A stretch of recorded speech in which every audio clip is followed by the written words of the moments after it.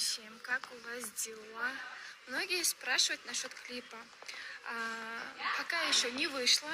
Мы должны снять еще один отрывок. Вообще должны были в студии снять, но, оказывается, не разрешили. Возможно, сегодня, завтра еще один отрывок снимем. Вот, возможно, на следующей неделе будет готово. Вот. Студияға келдім, шүкір, жақсы болып қалдым. Қайда жүрсің? Надо. Қайда жүрсің? Іздеп жоғалтып алды. Кәдімгідей мен ішім пысып жалғызсырап, қанатынан айырылған аққу құсап, жалғызсырап қалдым кеше. Жаным, мен сіздің не өтшім ба? Мен сен күнде студияға келгенде мен не әкелетінін білесің ба? Я. Не әкелем? Не әкелем? Бүгін сен ұмытшақпын. Реально ұмытшақпын ғой. Ұмытшақсың. Ұмытшақ болмау үшін осыны бір жеп алып деп қоясың. Все, енді бүгінгі күн по-любому сәтті өту керек. Нұржанға да, мен үшін де. Құдай қаласа сәтті өтсін. Сәтті өтсін. Деп қоясың. Осылай студияға оралдым. Шүкір, қазір денсаулығым бәрі жақсы болып тұр. Әлі де дәрі ішіп жатырмын. Байқасаңыздар, мен шашымды тағы боядым. Челка жасаттым. И стрижка жасатқа боладым. Кешке рилс саламын, сол өзгеріс бойынша. Қазір міне осылай жақсы болып тұр. Бүгінгі енді күніміз сәтті өтеді деп ойлаймын, бірақ соның өзінде бір сәл-сәл алып тұрғаным бар. Бірақ шүкір. Рахмет жазып жатқандарыңызға, сұрап жатқандарыңызға. Барлықтарыңызды жақсы көремін.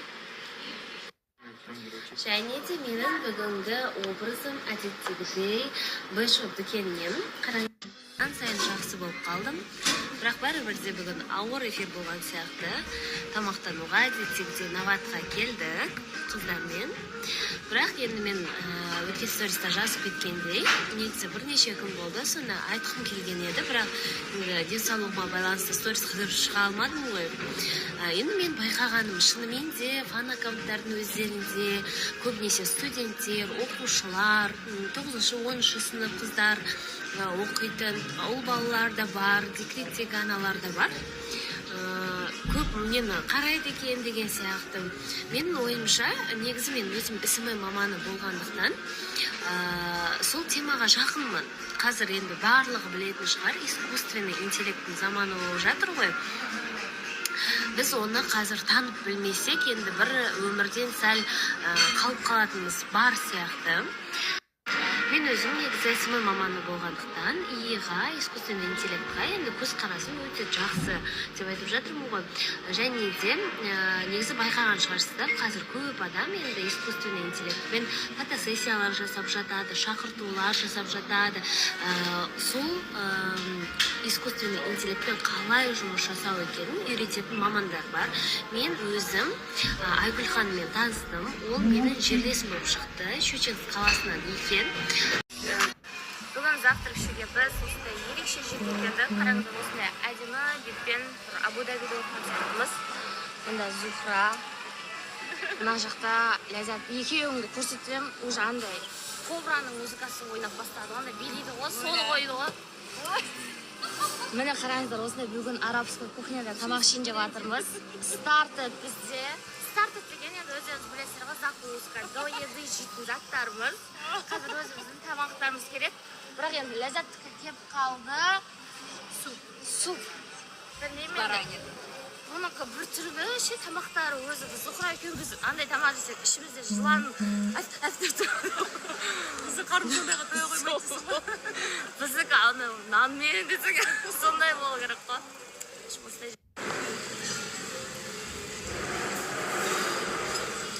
Арабский нан ғой енді. Осында көрсетейін да. Мынау бізде хумус и мутабаль. Сондай заттар. Мынау мутабаль. Либо бәрін араласып жеуге болады, либо жоқ, бір-бірден жейсіз. Араласып жегенде әдемі болады, сөйтіп жегеміз.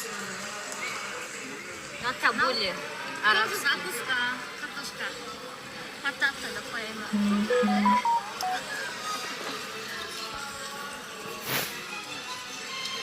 Барлықтарыңызға тағы да Бүгін енді үлкен мен үшін бір сыйлық келді. Үлкен құрметпен қабыл алдым. Рахмет, үлкен тағы да. Енді бірнеше рет айтуға болады рахмет деп. Негізі берген кісіге ешқандай хаты да не жоқ екен. Үлкен мынандай сейф. Енді қуана осы сейфті ақшаға толтырамын деп ойлаймын. Алла бұйырса ертеңнен бастап бір өзімнің жиған тергендерім бар, соны да салып қойсам ба деймін. Рахмет үлкен тағы да. Бірақ өзіңіздің аты жөніңізде ешқандай информация жазбапсыз. Сол себепті өзіңіз хабарға шықсаңыз деймін, өзіңізге алғысымды білдіргім келіп отыр. Сол себепті кім болсаңыз да, бірақ алғысым шексіз. Алла разы болсын, рахмет сізге. Үлкен қымбат сыйлығыңыз үшін. Қараңыздар, қандай размерде үлкен бағалы сыйлық. Бұны мен қайда қалай багажға сыймады. Мына жерге қоямау. Осы жерге қоятын сияқтымын. Қазір сиіп жатса, далды бос емес. Сол үлкен разылығымды білдіремін. Кім болсаңыз да, енді андай жасырын қолдаушы болып тұрсыз ғой енді. Рахмет, үлкен алғысым шексіз. Барлықтарыңызға кеш жарық үйге де келдім. Қазір ампатик болады. Ашамыз. Бүгінгі маған келген сыйлық, сейф. Менің соңғы кездерде болған жағдайымды ескере отыра, маған осындай бағалы сыйлық жібергенде өзім шоке болдым. Жіберген адамға үлкен рахмет. Бұндай қымбат сыйлық келеді деп ойламадым. Мынаны қараңыздар. Және де мынандай сумкасы бар екен. Кілті, мынандай батарейка. Бұл батарейка мынаған салынады, по-моему. Короче, сіздер бірінші көріп жатсыздар менің сейфім үшін. Мынау не деген керемет. Вообще сөз жоқ қой мынаның ішін қараңыздар. Масқара ғой, қазір көрсетемін. Шеф шоке. Мына жерде былай ашасыздар. Мына жерде мынаның бәрін қараңыздар, қандай система. Мына жерде қараңызшы, мынау былай арнайы тағы да бөлек анау салатын жері. Стенасы қалың екен. Үшін әдемі, керемет. Қалыңдығын қараңыздар, қандай. Қазір мен жерге пароль орнаттым. Былай. Отпечаткпен өзінің орнын тапты. Сейф. Былай тұрды. Қалыңдығын қараңызшы, енді керемет. Осындай болды. Бәрі осы жерде. Телефондарым деген сияқты бағалы заттар. Енді осы жерге ақшаны да салатын боламыз. Қалайсыздар, күндеріңіз сәтті өтсін. Осындай конкурс костюм киіп алдым. Алдында бәрі сұрап жатыр, Бекзат пен Жәнібектің жіберген костюм неге кимей жүрсің деп.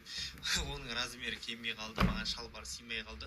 Одан кейін ауыстырып беремін деді. Жігіттер осындай ауыстырып, осындай конкурс костюм салып жіберген екен. Жігіттерге рахмет, Алла разы болсын. Өстіп краш болып шығып қалды ағайындар. Бүгін 14:30-да Евразия арнасын жіберіп алмаңыздар, міндетті түрде көріңіздер, бүгін қызық болады. Ақпарат деген ойбай, күннен күнге шығып жатыр ғой.